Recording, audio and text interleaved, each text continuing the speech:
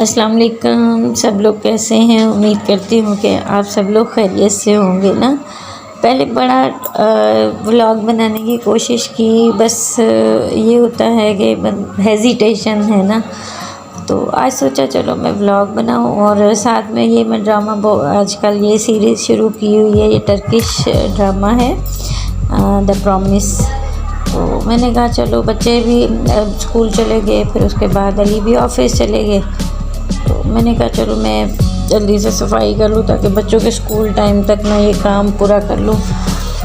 तो बस ये थोड़ा सा बीच में मेरा एक्स्ट्रा काम आ गया। मैंने देखा तो थोड़े थोड़े ना दीवारों पे जाले लगे हुए थे, और अम्मी कहती होती हैं कि ये ना मनहूसियत की निशानी होती है ना, मनहूस होते हैं।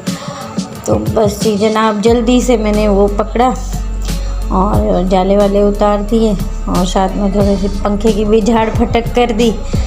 फिर फर्नीचर पे भी डस्टिंग हो गई थी बहुत ज़्यादा, ऊपर से जो डस्ट गिरी जाले वाले, तो उसकी भी डस्टिंग कर दी। ये ना हमारी 3 डोर अलमारी है ना, तो एक जो इसका हिस्सा है ना वो मैंने बच्चों के रूम में रखा हुआ है। चूँकि आप हमारे घर में देखें ना, सामान जो है ना वो ज़्यादा नहीं है। इसकी रीज़न ये है कि हम लोग न्यूली मतलब यहाँ पे कराची में शिफ्ट हुए हैं। मेरे हस्बैंड की पोस्टिंग यहाँ पे हुई तकरीबन साल हो गया, लेकिन हमें उम्मीद यही थी कि हम पोस्टिंग रुकवा लेंगे और वापस चले जाएंगे ना हैदराबाद, लेकिन पॉसिबल नहीं हुआ। तो इस वजह से बस ये था कि रेंटल अपार्टमेंट में सामान इतना सारा उठाना, मतलब शिफ्टिंग में बहुत सारे इश्यूज आते हैं। तो सोचा यही था कि मिनिमम ही रखेंगे, लेकिन ज़रूरत के तहत फिर चीज़ें लेनी पड़ी। तो फ्लोर सेटिंग पे रखा, कारपेट वगैरह थे, लेकिन वो मैं लाई नहीं क्योंकि मुझे डस्ट एलर्जी है बहुत ज़्यादा ना।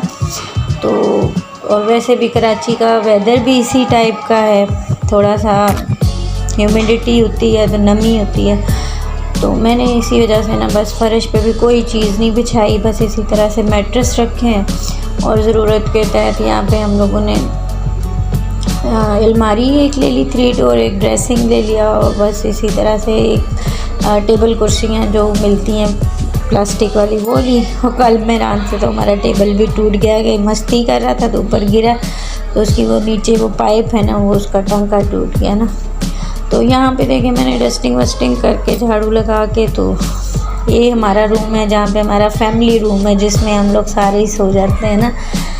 तो बच्चे दूसरे रूम में होते हैं तो मुझे सारी रात बेचैनी होती है। मैं उठ के कभी उनको देखूँगी कि किसी ने चादर तो नहीं ऊपर, किसी के ऊपर चादर है या नहीं है, किसी को टेम्परेचर तो नहीं, मतलब सारी रात मेरी इसी टेंशन में गुजर जाती। फिर अली ने कहा क्यों ना हम भी सारे इधर सो जाए, तो हम लोगों ने इधर एक डबल मैट्रेस जिस पे मैं, इस पे अली, सानिया और मैं सो जाते हैं, और फिर ये जो डबल सिंगल वाले पड़े हुए ना ये ऊपर नीचे रख देती हूँ, और फिर एक उठा के रात को इधर मेहरान के लिए रख लेते हैं, एक तो महिर सो जाती है। तो यहाँ पे देखें मेरे रूम की हो गई है सफाई।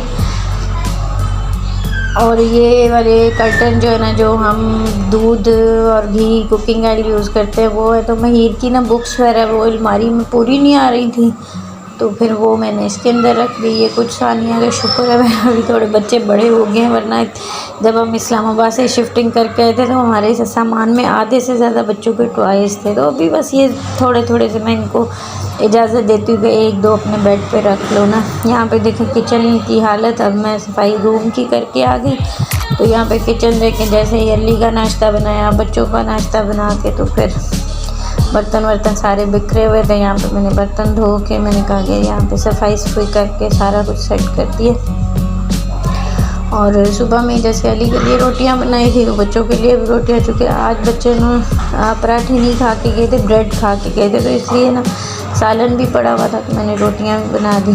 तो अभी देखा टाइम था स्कूल छुट्टी होने में, तो मैंने कहा चलो इस पर भी डस्ट पड़ी हुई है, इसकी भी सफाई कर दूँ। और ये हमारा ओवन के ऊपर ना महिर वालों की ही ज़्यादा बेकिंग की चीज़ें हैं, इसमें मैदा है, चॉकलेट पाउडर है, और उनका माइलो है, और इसी टाइप की चीज़ें। तो इसकी भी मतलब डेली बेस पे मुझे ही करनी पड़ती, क्योंकि बच्चे केक वगैरह बनाते हैं या कुछ भी पैन केक, तो वो सारी चीज़ें जो है ना उनकी बिखरी पड़ी होती हैं, तो इसको भी मैं सेट कर देती हूँ। यहाँ पे साथ साथ मैं पीछे को मुड़ के देख रही हूँ ना सॉरी। तो तो ये मैं ड्रामा देख रही हूँ पीछे ना। तो ये ओवन अंदर भी चॉकलेट वगैरह गिरा होता है, तो फिर मैंने कहा इसको भी सफाई कर दूँ, जो कि बच्चे इस चीज़ें इस्तेमाल करते हैं, लेकिन अभी हैं तो बच्चे ना। और वैसे मैं ना कोई प्रॉपर जो है मेरी कोई रूटीन नहीं है, बस मूड पे डिपेंड करता है, सेहत पे डिपेंड करता है, टाइम पे डिपेंड करता है कि अगर बच्चे कभी स्कूल गए हुए हैं तो फिर अकेली होती हूँ, तो फिर चलो काम के लिए बच्चे होते हैं, तो फिर कभी अली ऑफिस देर से जाते हैं, तो फिर उस वजह से भी मेरी रूटीन डिस्टर्ब हो जाती है, बच्चे स्कूल नहीं गए होते हैं या मेरी अपनी तबीयत सही ना हो, तो इस वजह से ना कोई मेरी प्रॉपर रूटीन नहीं है। लेकिन कोशिश यही होती है कि घर को जितना मैक्सिमम साफ़ सुथरा रख सकूं। मैं ना वैसे ना उन ख़वातीन की तरह नहीं हूँ जो सारा दिन जो है ना कामों में जुटी रहे। मैं अपनी खुद ही लाडली हूँ, मैं अपना बहुत ज़्यादा ख्याल करती हूँ। जब मेरा मूड होता है तो मैं बहुत खूब सारा आराम करती हूँ। जब मेरा मूड होता है मैं मूवीज़ देखती हूँ, ड्रामास देखती हूँ। तो यहाँ पे मैंने अपने कपड़े भी प्रेस करके रखे थे कि बॉडी वॉश करके तो फिर बच्चों को स्कूल लेने जाऊँगी। यहाँ पे मेरी हो गई सफाई। यहाँ पे अब मैं जा रही हूँ बच्चों को स्कूल लेने के लिए, क्योंकि सानिया जो है ना बच्चे दोनों तो है, हम लोगों ने वॉकिंग डिस्टेंस पे स्कूल लिया हुआ, क्योंकि चलो इसी बहाने मेरी भी वॉक हो जाती। सुबह अली छोड़ आते हैं और छुट्टी के टाइम पे मैं ले आती हूँ। तो सुबह अली सानिया का बैग उठाते हैं, छुट्टी टाइम में सानिया का बैग उठाती हूँ। तो यहाँ पे मैं बिल्कुल रेडी हो गई हूँ, घर खोल करूँगी लॉक और ज़्यादा से ज़्यादा 5-10 मिनट मुझे लगते हैं ना। तो बच्चों को मैं स्कूल से ले आऊँगी और फिर उसके बाद यहाँ पे तो मैं बिल्कुल सो गई थी। बच्चों को स्कूल से आए, थोड़ा सा मैंने मोबाइल को देखा और उसके बाद मैं ऐसी अंटा का फ़ील हो के सोई कि शाम को 6:30 बजे उठी हूँ। यहाँ पे मैं ये सोई थी, उसके हाथ की चाय पीने की आदत है, तो फिर मैंने खुद ही ब्लैक टी बनाई और ये मैंने पुलाव के लिए गोश्त रख दिया ताकि डिनर की भी साथ साथ तैयारी हो जाए।